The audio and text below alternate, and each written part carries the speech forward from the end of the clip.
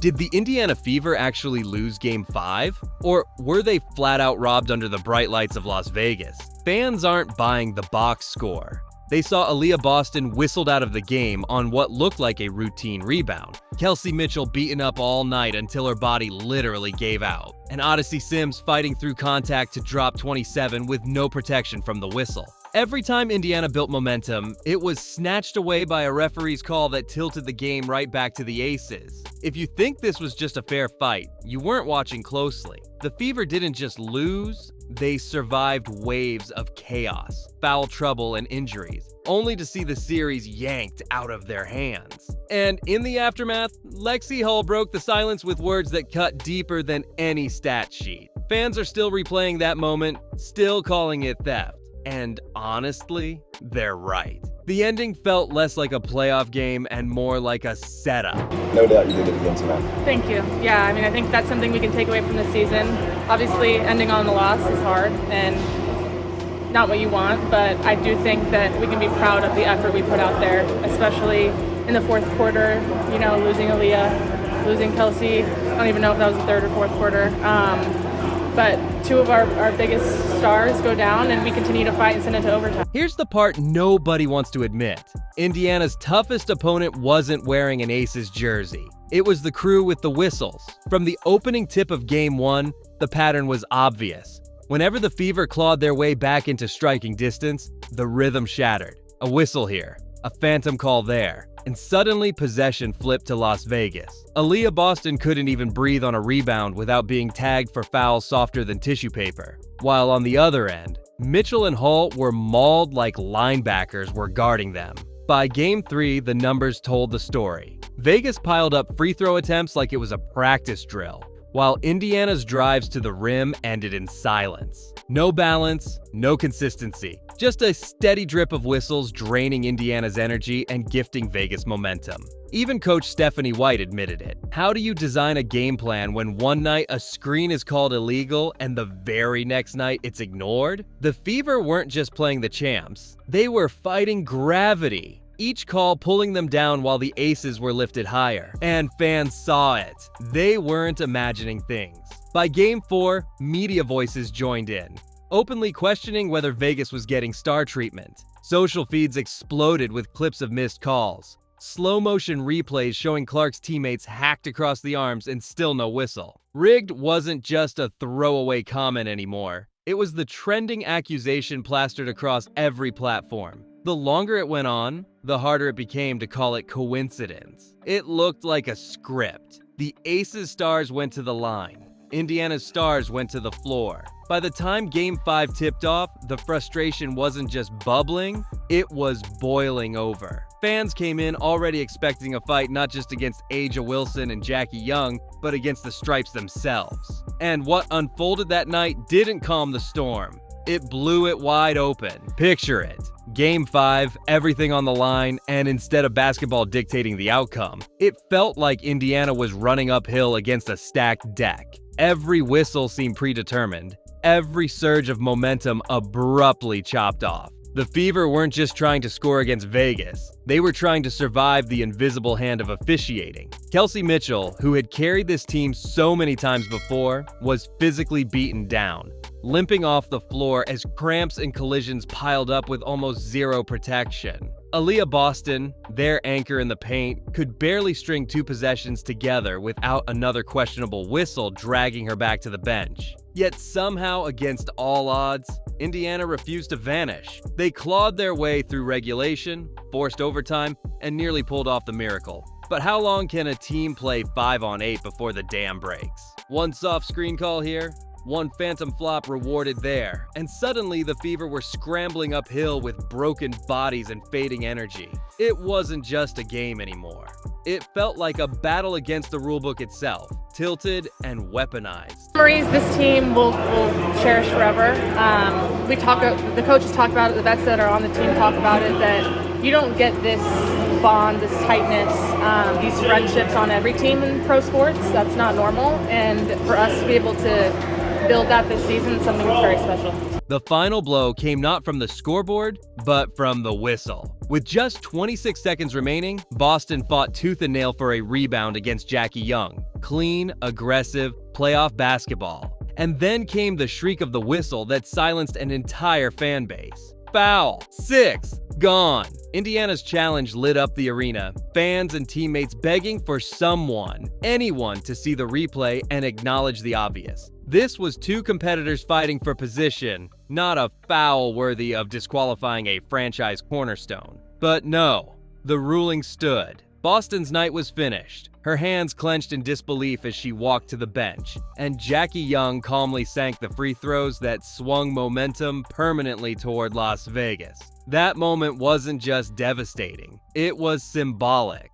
The Fever had fought for every inch of respect, every possession, every comeback in this series, and it all unraveled not at the hands of the Aces' talent, but through a whistle that stripped them of their leader in crunch time. For Indiana, the pain wasn't just losing the game. It was knowing they weren't given the chance to decide it on their own terms. And if losing Boston wasn't enough, Mitchell's nightmare sealed the cruelty of it all. She'd been hacked, grabbed, and harassed the entire night, carrying defenders on her back without a single whistle to lighten the load. By the closing minutes, her body gave out, cramping so violently she couldn't return. The league's most reliable shot maker watching helplessly as her team's season slipped away. Meanwhile, Lexi Hull took a shove from Jewel Lloyd so blatant fans expected an automatic flagrant review. Nothing. Play on. No accountability, no balance. To Fever fans, this wasn't playoff basketball. It was survival through a gauntlet of missed whistles and selective enforcement. They saw their stars punished for daring to compete, while Vegas skated past the same contact without consequence. And that's why, as the final horn sounded, the heartbreak wasn't just about elimination. It was about injustice. Indiana didn't just lose players to fouls and cramps. They lost faith in the system meant to protect fairness. And that sting cuts far deeper than a single playoff defeat. Yeah, I mean, hopefully we have a lot of the same players back. You know, it's pro sports is another weird one where every season is different, teams look different, but I think every new player we had this season came into the locker room and felt that connectedness and added to it. So we were really lucky that we had built such a great culture here, and that'll continue year after year. Sometimes the scoreboard lies. Game 5 will be remembered not for the numbers glowing in neon, but for the courage Indiana left smeared across the hardwood. Every whistle, every setback, every injury was designed to break them, yet they kept coming back, possession after possession. The Fever weren't just trying to win a playoff series. They were trying to prove that heart still matters when the odds are stacked against you. Mitchell collapsed but came back to the bench to cheer.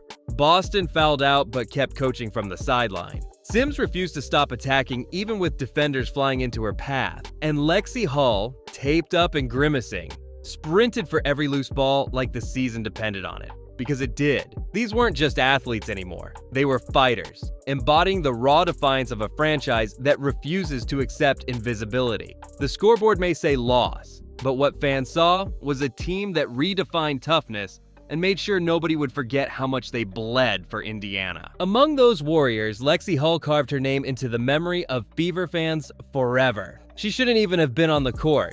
Her back injury had trainers shaking their heads, teammates begging her to take it easy. But Hull didn't sit. She strapped on the brace, pulled her jersey tight, and went out hunting. 12 points, 7 rebounds, 3 assists. The numbers don't tell the story. What tells the story is the moment she skidded across the floor chasing a deflection, the gasp from the crowd as she smacked her hip on the hardwood, and then the roar when she popped back up, teeth clenched, waving off the bench. What tells the story is her arms stretched wide on defense, denying passes, harassing Vegas guards, playing like her career depended on it. Lexi Hull wasn't just filling a role, she was embodying the resilience of the entire Fever roster. And by the time the buzzer sounded, she wasn't just a player anymore. She was the emotional backbone of Indiana basketball. But Lexi's biggest moment came not with a shot or a steal, but with her voice. After the game, while the Aces celebrated and the Fever trudged to the locker room, Hull stepped into the spotlight and said what everyone else was too scared to admit. She called out the inconsistency, the missed calls, the way her teammates had been punished for simply daring to compete.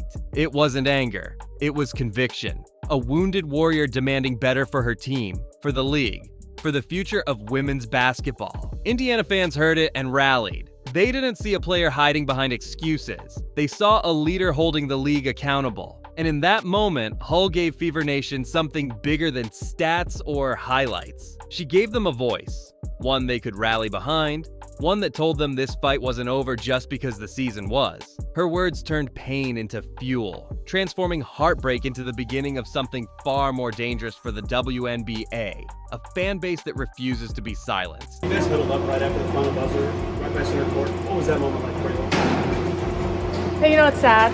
I think, especially when you push a game to overtime and you fight for so long, your expectations are to win, obviously, and so to lose is sad. But I think arm in arm, all of us together, we can look at each other and be proud of each other. So the box score will forever read loss. But anyone who actually watched Game 5 knows that's not the full truth. What unfolded in Las Vegas wasn't a defeat. It was a revelation. Because the Indiana Fever didn't simply push the defending champions to the brink. They dragged them into a war of attrition, a 5-on-8 survival test where every whistle bent one way. Yet Indiana refused to fold. Overtime wasn't a gift. It was stolen back through grit, willpower, and belief. And that's why Fever Nation left the arena buzzing with something bigger than heartbreak. They saw building blocks of a dynasty rising right before their eyes. A 6th seed written off by every analyst suddenly looked like a franchise with championship DNA. Aaliyah Boston, thrown into foul trouble all series, discovered the weight of being an anchor and learned how to carry it with dignity. Kelsey Mitchell proved her heartbeat strongest in chaos, even as her body gave out. Lexi Hull transformed into something more than a role player. She became the soul of the defense, a leader in scars and hustle. Sophie Cunningham showed toughness that can't be measured by stats, dragging herself into the fight even when her body screamed no. The Aces may have advanced, but Indiana walked away with something far more dangerous for the league. Belief. Belief that their future isn't down the road. It's here. Think carefully about what this roster endured just to get to that Game 5 stage. 6. Yes, 6. Season-ending injuries. Entire rotations wiped out before they could even find chemistry. The front office scrambling for hardship contracts, piecing together lineups that looked like patchwork compared to Vegas's polished machine. Their crown jewel, Caitlin Clark, barely available, reduced to just 13 games after carrying the league on her shoulders. For most franchises, that would have spelled doom. A lost season, a shrug, and a maybe next year. But Indiana refused that script. They became the team nobody could break. They slayed higher seeds. They gutted through elimination nights. They marched into Las Vegas, facing a juggernaut, and instead of blinking, they stared the dynasty in the eyes and said, "Not tonight." That mentality doesn't come from luck. It comes from identity, an identity forged in pain and sacrifice. And let's be clear, this isn't the resume of a team still searching for itself. This is the resume of a group that has already carved its name into the league's memory. Every whistle, every injury, every doubt placed on them became fuel. And when future historians write about when the Fever grew teeth, they won't point to a win. They'll point to this loss. The night Indiana proved they belong in the conversation with giants. we're built for this moment. When Kelsey went down, and then we're challenging the call on AD. We've been here before, so it's just so unlucky. It's so crazy that had to happen tonight, and just for us to be able to continue to bounce back and still fight and still, close out a game that this team, Aces, it's a great team. And for us to be able to put out the performance we did tonight and send it to overtime, that's something to be proud of. Now, take a step back and look at the arsenal Indiana will unleash next season. Caitlin Clark, the league's most magnetic star, the player who stretches defenses into panic, who turns every possession into a highlight waiting to happen, returns fully healthy. Insert her into an offense that just learned how to survive without her, and suddenly you have a team no defense can scheme for. Because you can't load up on Clark anymore. Not when Aaliyah Boston has proven she can dominate the paint with double-doubles, even while battling whistles designed to slow her down. Kelsey Mitchell has evolved into a proven big-game scorer capable of torching elite defenses with momentum-swinging buckets. Lexi Hull has blossomed into a defensive savant and locker-room heartbeat, the kind of glue every championship team needs. And Sophie Cunningham, relentless as ever, is ready to come off the bench as a spark plug who delivers toughness and shooting exactly when it's needed most. What you see now isn't just a young team finding its way. It's the architecture of a juggernaut. The balance is undeniable. Superstar talent, emerging leaders, veterans with grit. And here's the kicker. They just earned playoff experience the hard way. Not coasting through easy rounds, but battling dynasties, surviving overtime heartbreak, and leaving with scars that will only harden them. That's the kind of seasoning franchises dream of. That's the kind of experience that turns potential into inevitability. The Fever are not building for someday. They are assembling a dynasty in real time. Right around the rim. Mitchell an open look. She got it from 3. And then there's the crown jewel, Caitlin Clark. Expected to be fully healthy when 2026 tips off. Let that sink in. Because what Indiana just accomplished without her wasn't survival, it was transformation. They learned how to fight without their brightest star. They learned how to build resilience in the fire of elimination. They discovered how to stand together when the league tried to break them apart. And now, Clark steps back into that storm, not to carry them, but to complete them. Think about the nightmare that creates for the rest of the league. The Aces may have survived this time, but they won't withstand what's coming next. Indiana's identity has been burned into stone. Gritty, unafraid, relentless. They're no longer asking permission to compete. They're demanding respect. And here's the cruel twist for the league. By robbing them of a finals berth, the officiating crew may have created a monster. Because this team didn't walk away broken. They walked away burning. What the Fever gained was something far more dangerous than a trophy. Unshakable belief. Belief that they can hang with dynasties. Belief that referees and injuries can't stop what they're building. Belief that their time isn't 5 years away, it's now. 2026 isn't the start of a rebuild. It's the start of a revolution. And that revolution won't just be carried by the players. It will be carried by the fans. Fever Nation, your role is clear. Stay loud. Stay furious. Keep receipts on every whistle, every slight, every headline that disrespects this team. Because the louder the fan base roars, the stronger this march becomes. The Fever weren't just robbed of a championship shot. They were handed the fuel to take the league by storm. So let the Aces celebrate while they can. Let the league think they can sweep this under the rug. Indiana is coming. Not someday, not in a few years. Right now. And when Caitlin Clark steps back onto that floor, flanked by Boston, Mitchell, Hull, and Cunningham, the WNBA won't just be looking at another contender. They'll be staring at the dynasty they never saw coming. One fueled by scars, powered by anger, and destined for vengeance.